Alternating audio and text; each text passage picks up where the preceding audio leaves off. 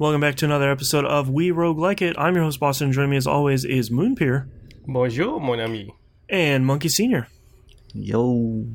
This is our fourth and final episode of Dungreed. So, as you are all waiting for, we will handle some science. It releases at the same time here, but we will wrap up this show and we'll talk about what we're going to play next here at the very end, as long as I can remember.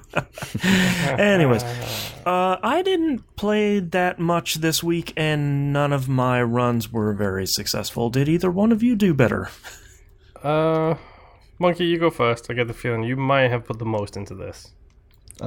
Yeah, I did quite a few runs, and I found out that defense and toughness will bring you super far into the game. Okay. Like that for the past 4 or 5 runs, I've just been, whenever I get to the food girl, I'm just like, anything defense, just give it to me. Buff me up, man. Yeah, because I got to the forest area a few times, and that place is crazy because the forest. there's enemies that shoot rockets that go through walls. Oh, so great! It just keeps it homing rockets, I should say. So they just follow you everywhere, and then some of the enemies have electrical attacks that if you get enough debuff built up, your defense reduces to 0. So oh no, yep, that's. But yeah, I got to the forest a few times, and I beat that boss twice. And that next area, everything just hits so hard, even with defense. Oh my god! So beating the game, it gets really hard at the end. Yeah. Do you feel like it got harder after you prestiged? No, actually, I think it was about the same. Okay. So no, it wasn't like, welcome to run 2, and now everything's terrible. Yeah. Yeah. Yeah. An interesting run I had, I didn't get that far, but my equipment was really interesting. So I started off with a full bless, and it gave me a legendary katana.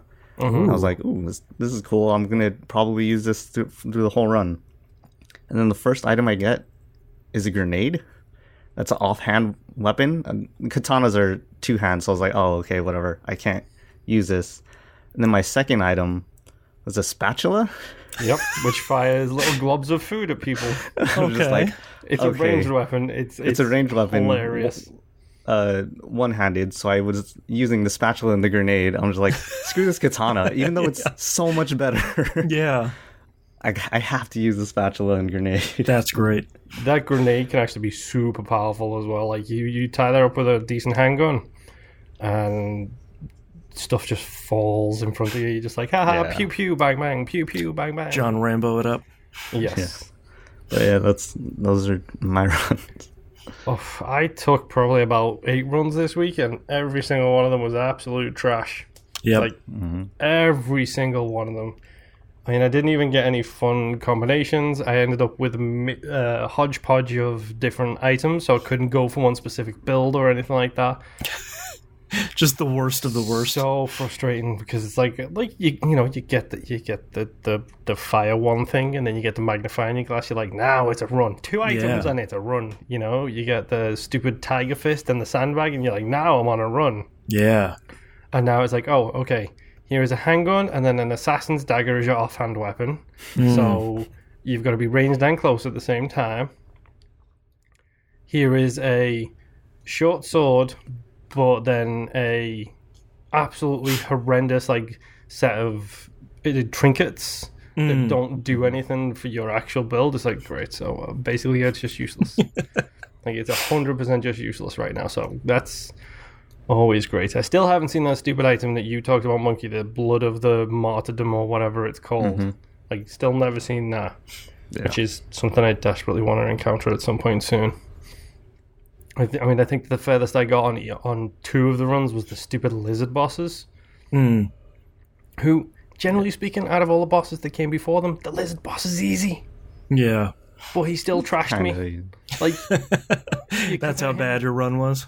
Yeah, like you compare I think the hardest boss at the early point of the game is that stupid ice lady. Ice Queen. Like, she is so hard compared to like everybody else because you've got to be aware of so much stuff coming across the screen in different directions. The lizard boss, you just jump around him and keep swinging, generally speaking, and you're usually pretty okay. But yeah, this stupid lizard boss trashed me like twice, and after a while I was just like, you know what, I'm just gonna hit this cross in the top right corner. Yep. And I'm going to turn around and I'm going to walk away from my PC for a while. Just because exit out of this bad boy. So many runs just went so horrifically bad, and it was just like, fine, whatever. I guess I'm done for the week kind of thing. Yeah, just putting it down. Yeah. I did get up to my level cap, and I was debating prestiging. And then I thought, oh, I'll do one more run and see how it goes before I prestige. And that's when I was like, nope, I'm done. Tap, tap, tap. Right. I'm good. I'm going away right now. Yeah. All right, any last thoughts here about Dungreed before we announce the next game? I mean, is it here or is it in science? We asked the question. It's in science. Okay. Yeah. The scientists will answer the tough questions. We're here to just talk about our experiences. Okay. Yeah. We don't have white coats. We can't. We're not properly licensed. True. Yeah. I mean, I don't know where I stand on this game. Right? Like, I haven't played it for 4 weeks. I honestly don't know.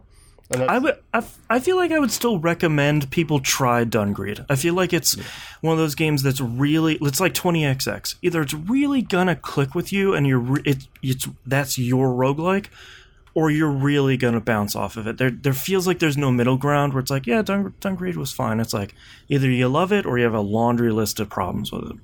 Yeah. That's a fair point. Yeah. All right, let's talk about our next game.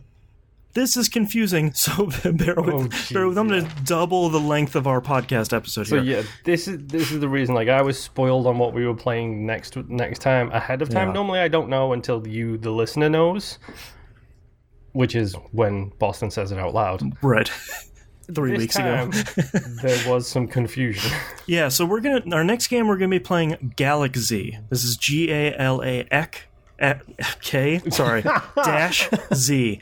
The problem here is there's like 3 of them. So this was originally released as Galaxy, and that's what we're going to be playing, sometimes also known as Galaxy the Virtual, which might be the Oculus release, but might also be just what it's called now. Mm-hmm. What we are definitely not playing is we're not going to be playing Galaxy Variant S. That's the mobile and Switch version.